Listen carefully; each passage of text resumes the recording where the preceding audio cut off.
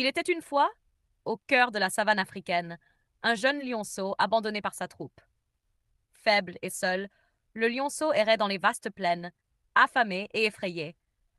Après des jours à chercher un abri, le lionceau tomba sur une petite ferme à la lisière de la forêt. Là, un fermier bienveillant trouva le lion tremblant, à peine accroché à la vie.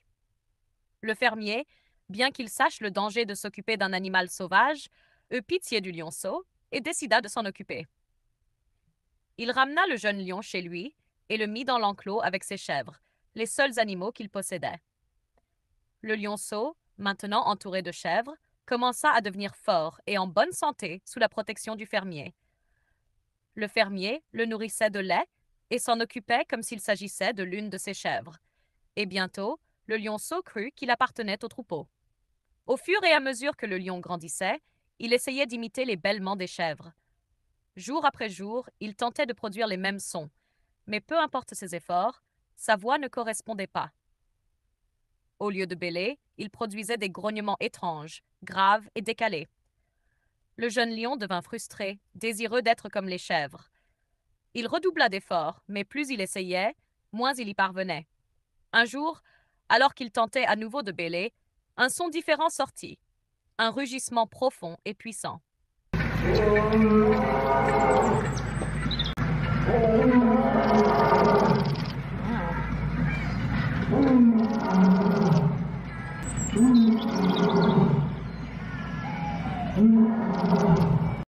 Surpris par sa propre voix, le lion recula, honteux.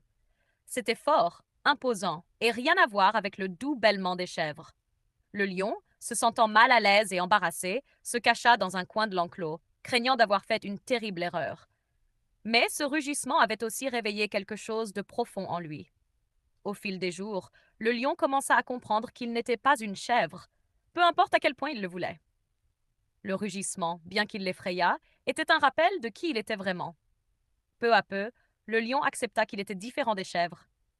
Il réalisa que sa force, sa voix et sa nature même étaient uniques. Un soir, alors que le soleil disparaissait à l'horizon, peignant le ciel de teintes rouges et orangées, le lion regarda vers la forêt au-delà de la ferme. Pour la première fois, il sentit l'appel de la nature sauvage. Avec une nouvelle confiance, le lion rugit à nouveau, non pas de frustration, mais de fierté. Il se tourna une dernière fois vers les chèvres, reconnaissant pour leur compagnie, mais sachant qu'il n'y appartenait pas. D'un dernier regard vers le fermier, le lion s'élança dans la forêt, embrassant sa véritable nature. Il n'avait plus honte de son rugissement ou de sa différence. Au contraire, il se réjouissait de la puissance qui venait du fait d'être lui-même. À partir de ce jour, le lion parcourut la nature, fort et libre, sachant qu'il ne pourrait jamais être une chèvre, mais aussi que le fait d'être un lion était plus que suffisant.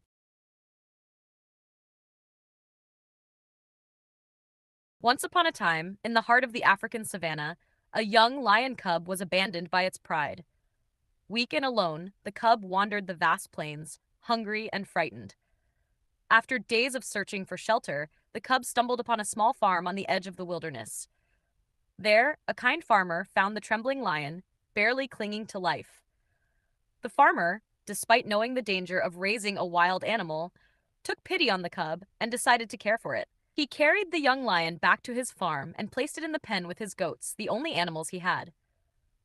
The cub, now surrounded by goats, began to grow strong and healthy under the farmer's nurturing hand. The farmer fed it milk and cared for it as if it were one of his goats, and soon the cub believed it belonged to the flock. As the lion grew, it started mimicking the goats' bleating. Day after day, it tried to make the same sounds, but no matter how hard it tried, its voice wouldn't match. Instead of bleating, it produced strange, low grumbles that didn't fit in. The young lion grew frustrated, longing to be like the goats. It tried harder and harder, but the more it tried, the less it sounded like them. One day, while the lion was trying to bleat, something different came out. A deep, thunderous roar.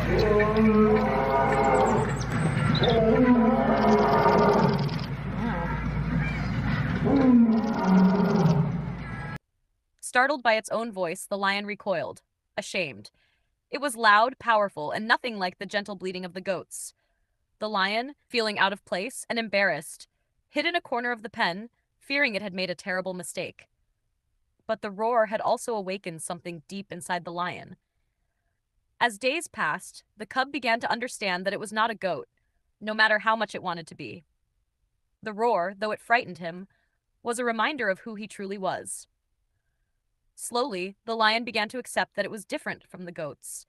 It realized that its strength, its voice, and its very nature were unique. One evening, as the sun dipped below the horizon, painting the sky with hues of red and orange, the lion looked out toward the forest beyond the farm. For the first time, it felt the pull of the wild.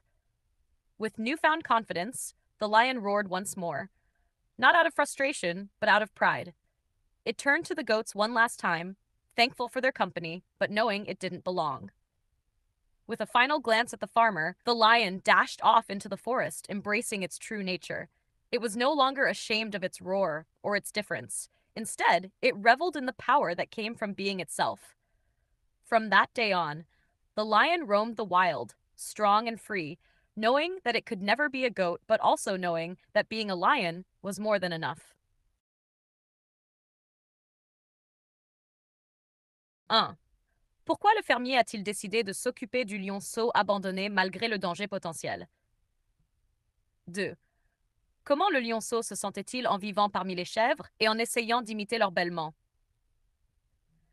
3. Quel a été le moment déclencheur qui a fait comprendre au lion qu'il était différent des chèvres? Comment le lion a-t-il réagi la première fois qu'il a rugi par accident? 5. Qu'est-ce que le lion a finalement réalisé à propos de sa véritable nature avant de s'élancer dans la forêt? 1. Le fermier a décidé de s'occuper du lionceau abandonné par pitié, malgré le danger potentiel de s'occuper d'un animal sauvage. 2.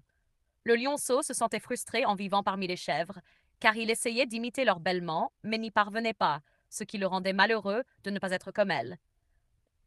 3. Le moment déclencheur a été lorsqu'il a rugi par accident.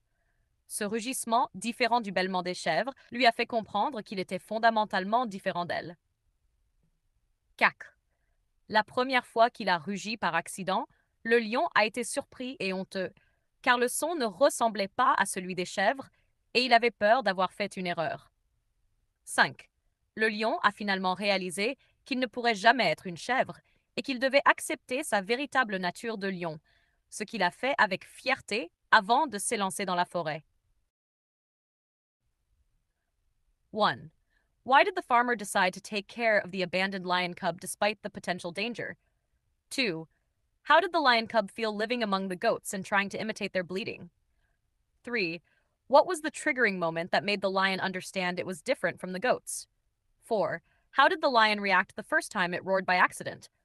5. What did the lion finally realize about its true nature before dashing into the forest? Answers. 1. The farmer decided to take care of the abandoned lion cub out of pity, despite the potential danger of raising a wild animal. 2. The lion cub felt frustrated living among the goats because it tried to imitate their bleating but couldn't, which made it unhappy about not being like them. 3. The triggering moment was when it accidentally roared. That roar, which was different from the goat's bleating, made the lion realize it was fundamentally different from them. 4. The first time it roared by accident, the lion was surprised and ashamed because the sound didn't resemble the goat's bleating, and it feared it had made a mistake. 5. The lion finally realized that it could never be a goat and that it had to accept its true nature as a lion, which it did with pride before dashing into the forest.